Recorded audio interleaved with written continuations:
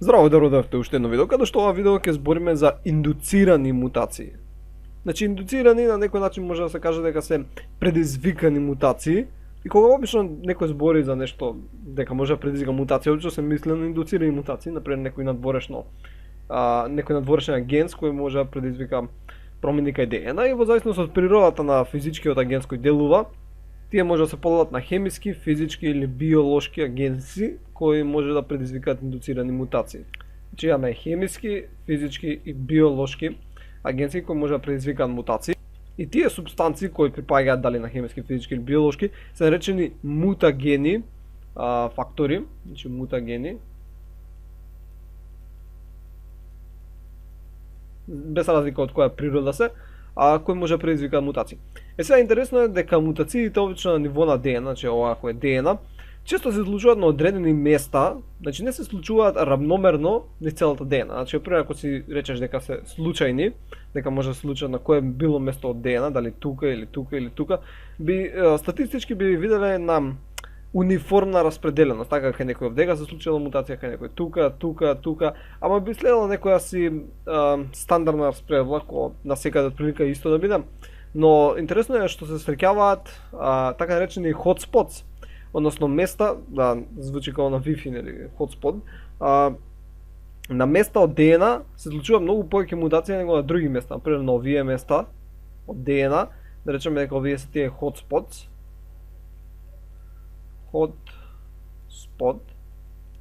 каде што всушност се случуваат многу повеќе мутации. И не се знае точно причината зошто, на одредени места од ДНК например се случуваат мутации, например тука настануваат мутации, па тука настануваат, а измеѓу многу ретко настане некоја мутација. Така, значи најчесто мутациите се концентрирани на одредени места од ДНК кои се нарекуваат hotspots. Сега првично ќе разгледаме хемиските агенси кои може да предизвикаат мутации. Значи, ајде да видиме. Значи хемиските агенси тие се најбројни, значи огромен број на хемиски агенси може да предизвикаат мутации, неки се базираме на основните механизми на кои би можеле да предизвикаат мутација. Значи првиот тип на хемиски мутагени агенси се тие кои действуваат при репликација на ДНК. Сега најчесто действуваат на принцип на базен аналог, така, значи базни аналози.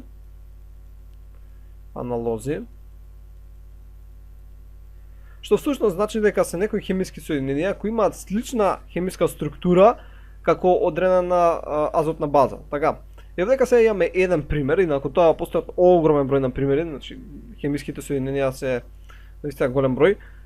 Затоа ќе разгледаме само овој пример и ќе ставам можеби уште една слика. Значи ова е 5 бромоурацил, кој всушност има иста структура како урацил, само што овдека наместо CH3, односно наместо метил група има бром.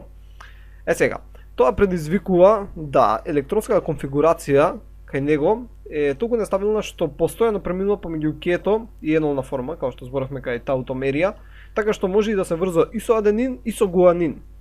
Така што при последователни репликации тоа ќе биде проблем. Едноставно со тек на време ќе почне да се вградува погрешна комплементарна азотна база, така што ќе има всушност промена на еден базен пар. Што е мутација? Има некои базни аналози, па предизвикуваат делеци, значи ќе се внесе на местото каде што треба да стои, ама од другата страна нема да се внесе друга база, така да ќе има делеција во едната верига. Така, значи кога што си имаш едната верига и сега ќе се внесе овдека, ама во другата верига која ќе се направи, да направиме не знам со портокалова боја, значи кога ќе се направи другата верига, не може да се најде базниот аналог на таа супстанца и овдека ќе остане празно место. Односно ќе има делеција на овој дел од портокаловата верига. Така, значи постојат различни начини на кои овие базни аналози, хемиски соединенија кои имаат слична структура на одредените азотни бази, може да предизвикаат проблеми. Друг начин на кој може да действуваат дадените хемиски агенси е всушност директна промена на ДНК, која само ќе ја поминеме, значи нема многу да се задржиме, но едноставно вршат директна промена на азотните бази кои веќе се присутни. Така го имаме гуанин кој си е нормално или присутен и под дејство на например етилметалсулфонат, тој преминува во O6 етилгуанин. Што различно ќе се врзе, значи гуанин не треба да се врзе со тимин, гуанин треба да се врзе со цитозин. Но поради овој хемиски агенс, така кој действува врз оваа азотна база, сега ќе имаме погрешно спорување, односно ќе имаме гуанин кој ќе се спари со тимин. И понатаму тоа ќе биде проблем по последователната репликација. имаме дезаминација на цитозин по дејство на азотна киселина, кој всушност станува урацил, цитозинот значи станува урацил. Или имаме хидроксилација на цитозин, кај што цитозинот преминува во хидроксиаминоцитозин. Значи, постојат многу начини, ова се само некои што се спомнати, но постои огромен број на начини на кои може различни хемиски агенции да действуваат и да извршат промена ДНК. И на крајот некаде на видеото ќе спомнам како воопшто сите овие за кои ќе збориме во видео, физички, биолошки или хемиски, одредуваат дали некој си хемиски агенс или некој физички агенс е мутаген. Ќе видиме како начинот на одредување дали воопшто е мутаген работи. Но добро, значи ова се општо поминато хемиските мутагени агенси како може делуваат, значи или при репликација да внесат погрешен базен аналог или директно да извршат промена на азотните бази од ДНК. Сега народно идеме на физички мутагени агенси. Значи тие тука ќе бележиме некаде. Физички мутагени агенси. Значи главни физички мутагени агенси се споместам коре, се всушност висока температура, што е малце изненадно, значи високо Т големо. Ќе оставиме дека е може биде во Келвин или биде во Целзиусови, не е битно. И друг битен фактор е радиација. Така, значи ова логото за радиација ќе го направиме, опасност од радиација. Сега радиацијата може да биде неионизирачка, ионизирачка, електромагнетна или корпускуларна и ќе видиме како действува секоја. Но прво да видиме што е поентата со температурата. Сега температура, не знам дали знаете што е воопшто температура, но температура на некој начин може да се изведе како дефиниција дека е средна кинетичка енергија на дадените молекули. Односно, што е поголема температурата, повеќе мрдаат молекулите. Значи молекулите мрдаат на некој си начин повеќе, се е поподвижно, се случува побрзо. Сите молекули всушност се наоѓаат на поголема далечина една од друга, некако кога се разделуваат една од друга, затоа гасот зафаќа поголем волумен него кога е утечна состојба, бидејќи има поголема температура. Но едноставно се е поактивно, така и сите хемиски процеси при поголема температура се случуваат побрзо, бидејќи има повеќе колизии на честички, односно на атоми, и затоа хемискиот процес може да се случува побрзо. Па сега поголемата температура всушност поради таа зголемена мобилност на сите молекули предизвикува една незначителна, но всушност значителна нестабилност на ДНК, како што си е, ќе направиме ДНК. И сега при процесот на репликација, бидејќи самата ДНК е многу деликатна. Така, значи една мала промена може да значи многу. Така што при зголемување на температурата, самата мобилност, значи самото зголемување на подвижноста на сите атоми кои се наоѓаат во молекулата ДНК, бидејќи имаме огромен број атоми или во самите шекери, во самите азотни бази, се зголемува шансата да се направи проблем. И особено бидејќи репликацијата ДНК всушност е посредувана од страна на ензими, и ензимите може да направат проблем. Така, значи погрешна азотна база да внесат. Треба да внесат азотната база, ама наместо таа внесат некоја друга. Така, внесат некоја друга и тоа ќе биде проблем. Бидејќи што повеќе брзаш, се на некој начин поголеми шансите да се направи грешка, така како повеќе брзање, помалце пазење. И тоа е основниот начин на кој температурата може да предизвика мутации, нормално не е до толку едноставно, но тоа е основната идеја. Сега, радиацијата можеме, како што реков, да поделиме на електромагнетно зрачење. Значи електромагнетно зрачење на некој начин светлина, но не мора да биде светлина, радиобранови, микробранови. И електромагнетно зрачење се акизваме еден спектар, но нели си го замислуваме како бран. Така иако може да биде и честичка, го замислуваме како бран. Сега, во зависност колкава е брановата должина, толкава е енергијата на даденото електромагнетно зрачење. Сега ќе видиме со шеми, но главен концепт е дека што е помала брановата должина, тоа е поголема енергијата. Значи ова има повисока енергија, ќе ставиме со сина боја, ова има повисока енергија него ако имавме нешто што беше вакво. Така, значи ова има пониска енергија.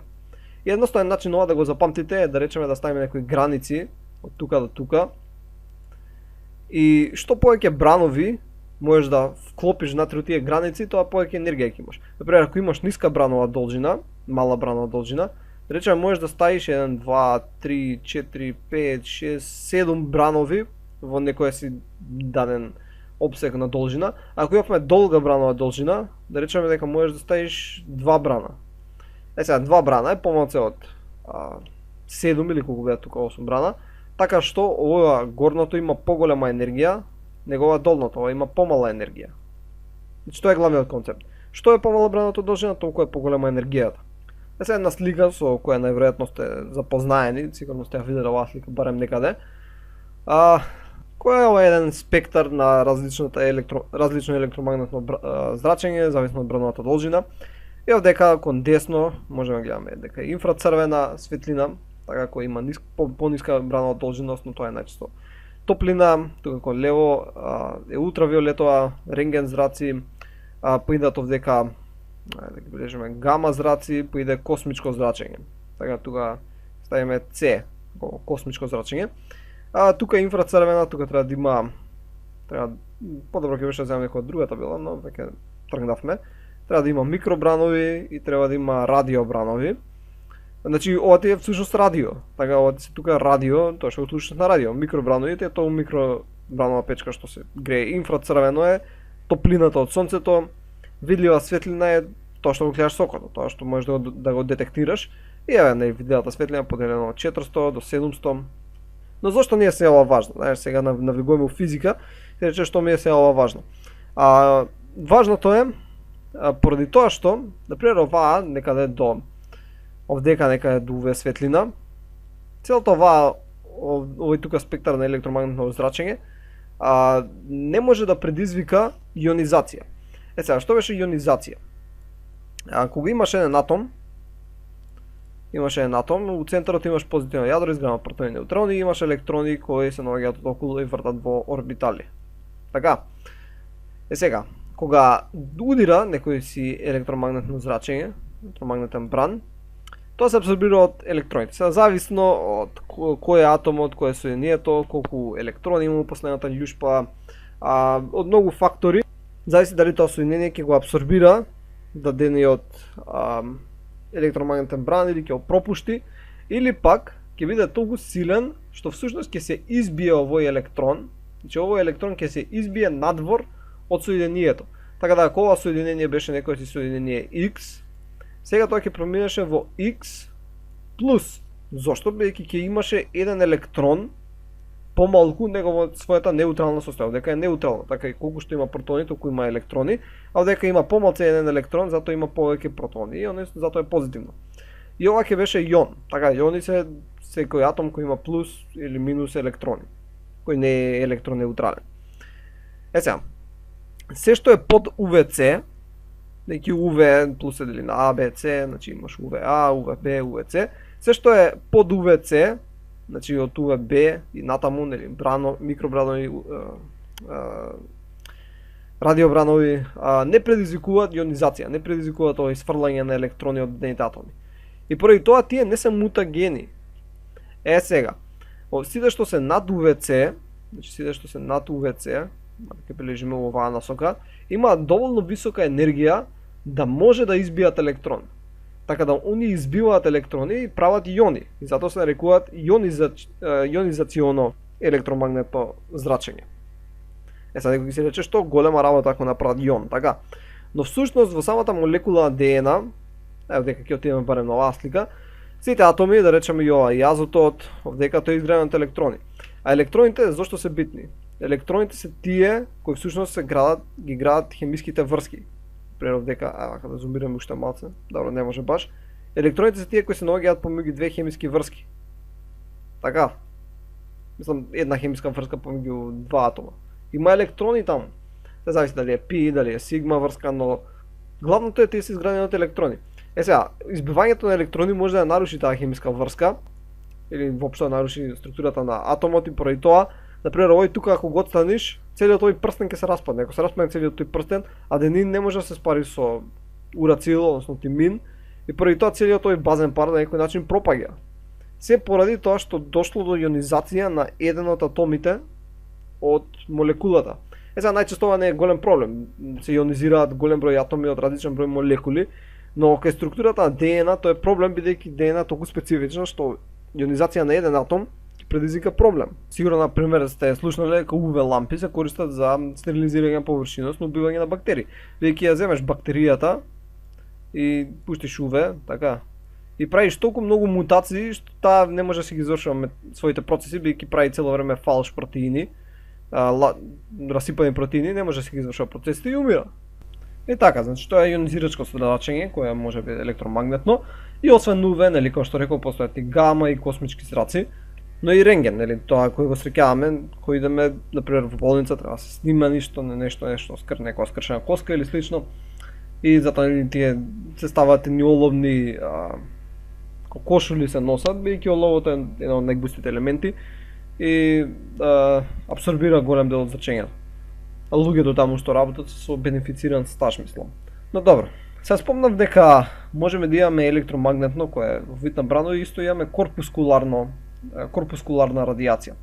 Сега, ова беше електромагнетна, а корпускуларна, всушност можеме да имаме алфа честици, бета честици, гама честици и неутрони.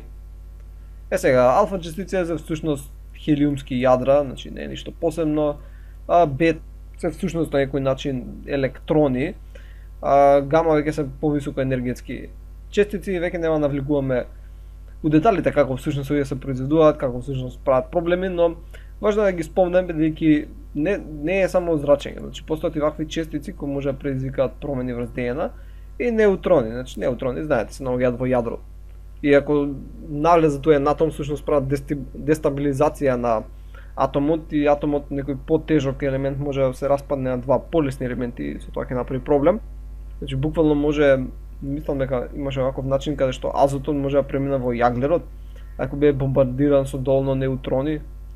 Значи ако ставаме доволно неутрони, може да смени од азот во јаглерот, така што овдека азотот не кеш да биде јаглерот, така, саш да се биде азот. И тоа би било проблем. Значи тоа се главните физички агенции и сега уште да спомнеме за биолошки. За биолошки нема нешто посебно да спомнеме, едноставно ќе речеме дека биолошки агенции кои може да предизвикаат мутации се всушност, ако тука ќе повлечам, вируси. Нормално, може да предизвикаат и бактерии, некои паразити. Ајде. Бактерии и паразити. Веќе действуваат сепак врз клетките, прават стресни услови, може да предизвикаат грешка во процеси на репликација и така предизвикаат мутации или вируси кои инкорпорираат нивни генетски материјал, потоа може да се вметне у ДНК, па направи проблем. И сега многу е важно општо сите овие индуцирачки фактори кога делуваат. Така, например ако делуваат врз мејотска делба, значи мејотска, тоашка се многу поопасни, значи имаат многу почувствителна клетка при мејотска делба него при митотска делба. Исто така има разлика дали действуваат врз растителни клетки, односно животински или дека направиме на растителна клетка. Многу е јако дека растителните клетки всушност околу јадрото, ако направиме тука јадрото, имаат леукопласти, значи ќе бележиме со бела боја, како хлоропластите, само не се хлоропласти, кои се ставени околу јадрото така го заштитат од УВ, дејќи растителната клетка цело време изложена на сонце, она живее на сонце, така не си треба сонце, ама тоа ќе направи проблем. И УВ всушност се абсорбира од овие леукопласти и не стига УВ до јадрото за да не ја оштети ДНК. Така, значи растителните клетки се поотпорни на зрачење. Исто е важно дали е во синтетски, дали е во Г период и така натаму и така натаму. Некои инсекти се исто поотпорни, некои пониски видови се исто поотпорни бидејќи немаат да толку комплексни системи на функционирање. Растенијата исто може односно се поотпорни на некој си начин бидејќи имаат полиплоидија, односно имаат огромен генетски материјал например јадрото ќе направиме толкаво и имаат 4N. И сега да се случи нека мутација си имаат резерва. Така да што се и они на некој начин поотпорни на мутации него животни. Сега само за крај да спомнам главниот начин на кој се детектира дали некој хемиски, физички или биолошки аген се мутаген е со помош на бактерии. Едноставно взимаш петриевка, така ставаш агар, ќе ставиме агар. Сега тука треба да пораснат бактерии, така ќе пораснат бактерии кои со жолта боја ќе бележам. И овие ги изложуваш на дадениот хемиски или физички агент, не е важно, некоја си супстанца X, така ги изложиш на супстанца X и гледаш после некое време, инкубираш колку од нив всушност дали изумреле или мутирале. Има начин на кој тоа се проверува. Сега да речеме дека вака и таму не знам изумреле у средина, тука нема, тука останало малце или пак овие дека некој мутирале. Така и сега сваќаш спрема тоа колку е некој си штетен, колку е мутаген агенс. Така што повеќе изумреле, тоа е по мутаген. Така, некои добро преживеале тие мутации, не биле летални, ама најчесто се летални мутации, смртоносни во однос на бактериите. Веќе они се едноклеточни, нели, ако умре една, таа нема се размножува, така ќе остане цела дупка. И ова е главниот начин на кој проверуваат дали некоја си супстанца е мутагена или не. Така, ќе искочи некоја нова супстанца на пазарот, зимаат и аплицираат на бактерии, ако умрат многу бактерии, се бројат ни colony forming units и гледаат, ако умрат многу, таа супстанца не може да ја продолжува, мутагена е. Малце навлегов дека кај физичките агенции со повеќе нешто физика, можда не беше јасно, но не би требало да е јасно, значи нема нешто што беше многу тешко. И добро, тоа е тоа. Тоа беше се за видео, сега нека научивте нешто ново и ќе се видиме во наредното видео. Довидување.